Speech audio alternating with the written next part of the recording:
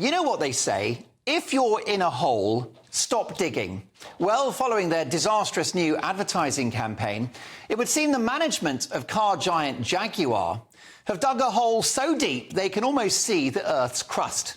This once great automotive brand saw 100 years of design and engineering excellence evaporate in 30 seconds with this. An advert featuring a diverse cast of actors dressed as Teletubbies getting out of an elevator and prancing round like a bunch of art school rejects. Viewers are told to live vivid. A numpty in a red suit makes a mess with a paintbrush. Then someone who's either a man or a woman or God knows what takes out a massive hammer, presumably a metaphor for what they've done to the brand. And the final messaging of the ad is copy nothing.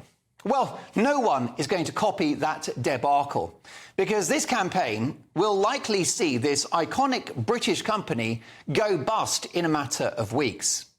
Now, you could argue that all publicity is good publicity. The advert has been watched 150 million times. You could argue that everyone is talking about it. Well, they are, but not in a good way. I mean, everyone's talking about Prince Andrew, Rachel Reeves and P. Diddy, aren't they? But that's not necessarily a good thing either.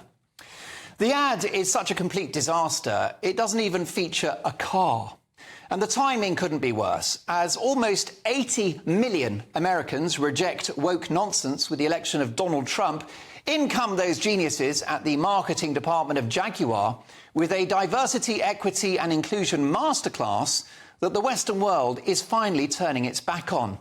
It feels like this advert came out the day after woke died.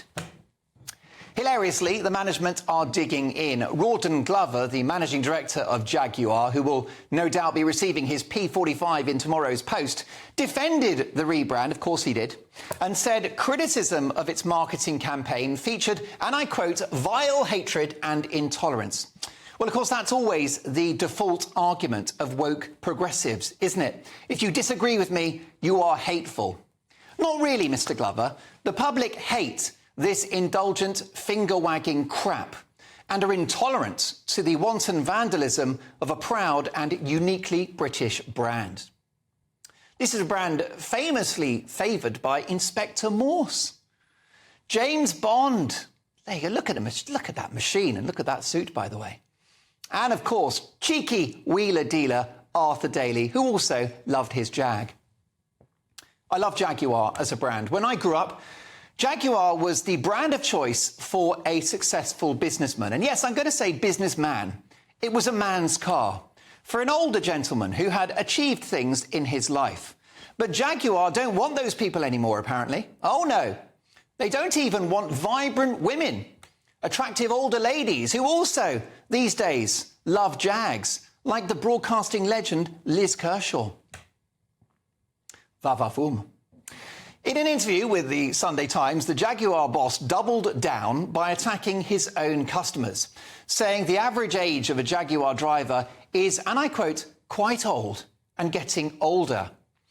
He says we've got to access a completely different audience. In other words, older, successful customers get out of the way because we've got 20-somethings to sell our cars to, not noticing that these 20-somethings still live with their mum and dad and ride around on an e-bike.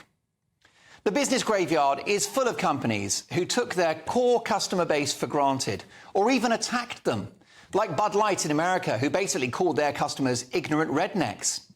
How about Gillette, who called the men who bought their razors toxically masculine?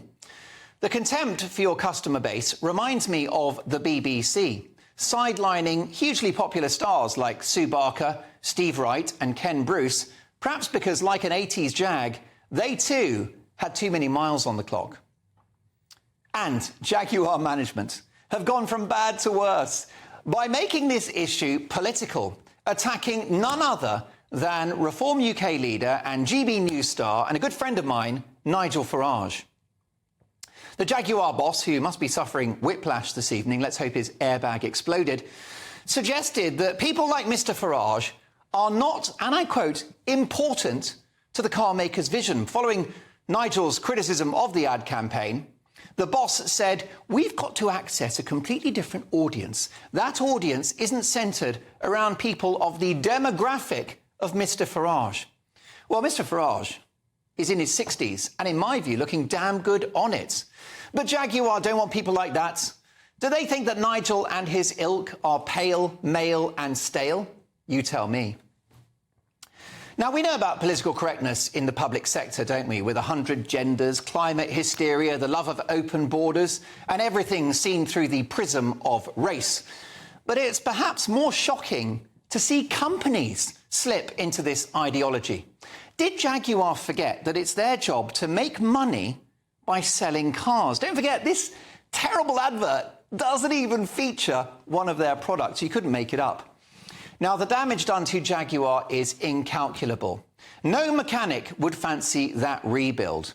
This whole debacle reflects the massive distance now between the public, ordinary people, you and me, and the new ruling elites who dominate high positions in the media, in government and in business.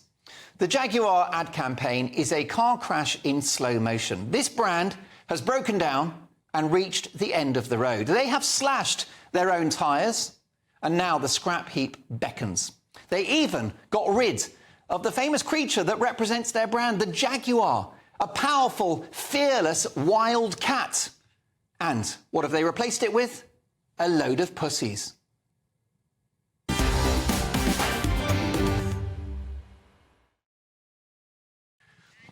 Your reaction, I can't believe the story. I can't believe that the Jaguar boss is still digging. But if you want to defend Jaguar and their new strategy, do let me know. If you've watched the ad and are now going to buy a Jag, I'd love to hear from you. gbnews.com/your say. But first, tonight's top pundits. We have Head of Communications at the Popular Conservatives, Annunciata Rees-Mogg, former Labour Party advisor Paul Richards, and Conservative peer and former Boris Johnson advisor Lord Coulvier Ranger. Paul, let me start with you. I mean, this feels like a Gerald Ratner moment, doesn't it?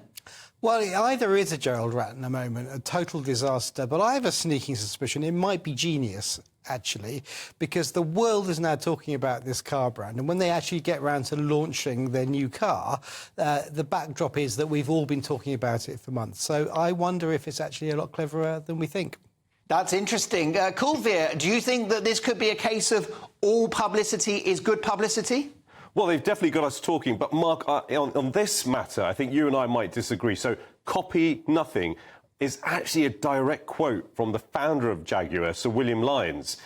The Jaguar logo itself is alive and well in the new car. And the new cars that they're going to be launching, there was a secret spy drop about a few weeks ago, look very lush, shall we say. These are the guys who brought us the award-winning Range Rover and Land Rovers that have been hugely successful. So I think they might be onto something. They're changing the model. They're changing their tone. They are causing a bit of controversy, but change always does that, doesn't it?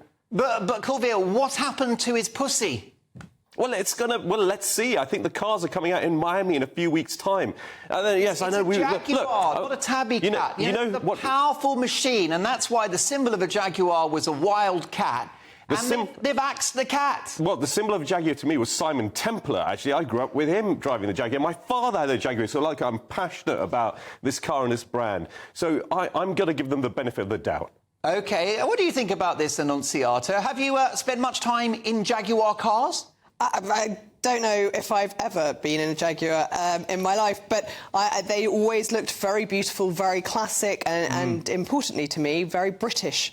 And I feel incredibly let down at this advert, that it doesn't represent the car, the technology and the ability of our country to produce great goods. And simultaneously, an advert comes out from Volvo. I now want a Volvo. I can't actually justify or afford either brand of car, but they had a human, emotive, beautiful advert with an actual car in it that featured a family, that had safety. It was done by the cinematographer of Oppenheimer. It's a genuinely beautiful advert, but it also makes you want the car, and surely that is important.